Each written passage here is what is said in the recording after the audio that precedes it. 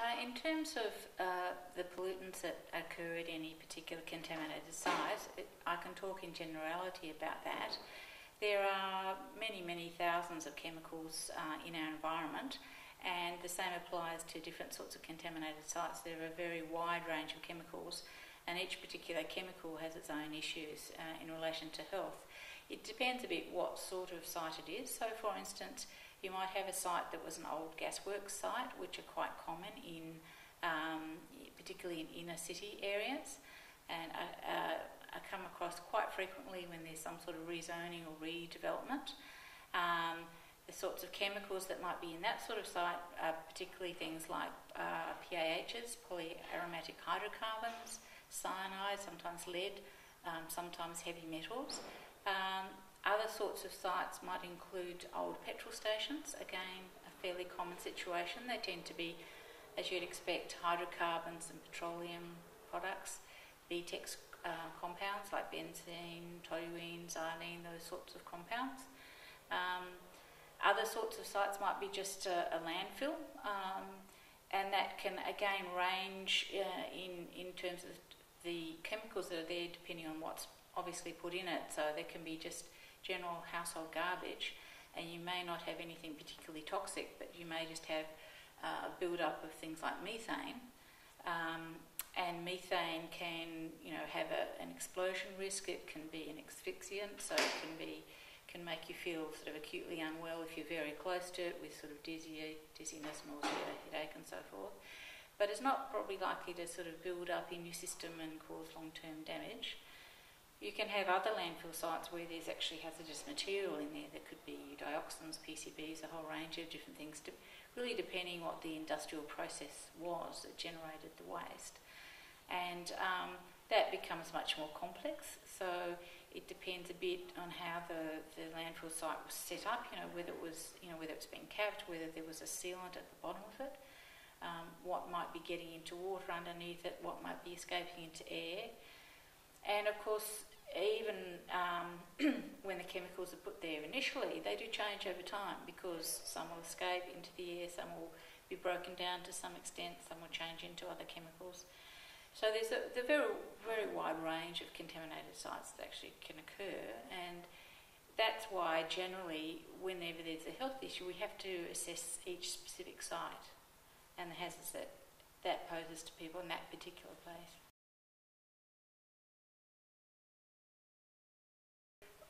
Whenever there's a contaminated site like that, a risk assessment is done, looking at the chemicals involved, looking at the exposure, and when we look at the exposure of people, that takes account of things like the route of exposure. So are they ingesting it? Are they inhaling it? Is it getting on their skin?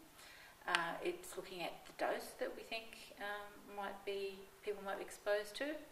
It's also looking at the length of time people are exposed. So all those factors have to be looked at in terms of whether there's a risk or not, and how large that risk might be.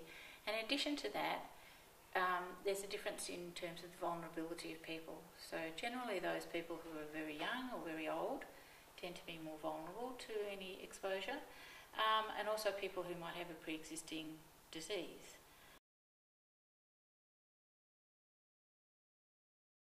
Well, again, there are a large number of different chemicals, and it depends a bit where they've ended up.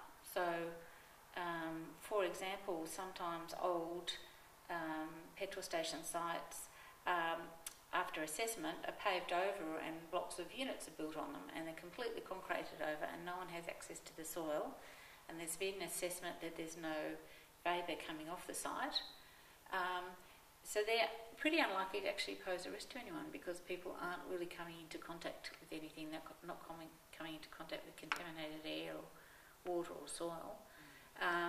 There are instances where people build on sites, unfortunately, and there is potential for evaporation from the site of some of the chemicals, and that can get into the living space in those communities, and that can cause a problem. But generally, these days, these sorts of things are thought about. Obviously, if you had a situation where there was an old petrol station site and it was a open earth or a garden, or children were playing there, you'd be much more concerned about that particular site. Again, in order to assess what the risk might be, you'd also have to look, apart from what the chemicals were there, generally some sort of sampling is done to ascertain that, much more precisely. You also have to look at the depth that they're at. So obviously if they're at the surface, they're going to pose more of a risk than if they're buried way, way, way down.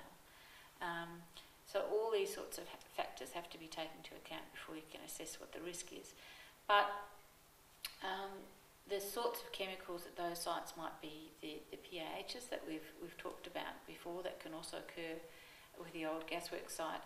The petroleum substances, let's take benzene, I guess that's probably a well-known one. That's actually highly volatile, so it gets into the air and people can breathe it in. And that's a concern, particularly in children, because it actually affects the bone marrow, and over time, if you're exposed to it chronically, it can cause people to become anemic. It can actually be a contributor to a type of leukemia as well. So each individual chemical has its own particular risk, and within those different chemicals, there might be a whole range of different complex combinations, and then the exposures that people have are different. If you compare two different areas and you want to know if one area that's next to a landfill has got a higher incidence of cancer than somewhere else, you're going to have quite a big difference to be able to pick up if there's a significant difference, if there's something going on.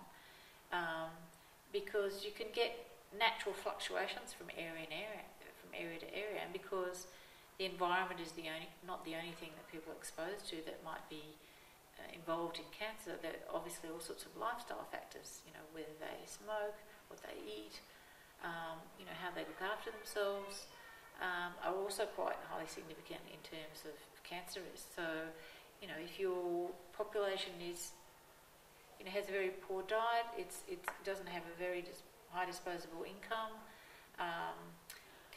people can't afford to go to the gym, and they have to work very long hours, and they smoke a lot, and they're very overweight, well, they're probably going to, as a population, have a slightly higher risk of cancer, but it may or may not be from the landfill that they're living next to. It may be a whole different lot of factors.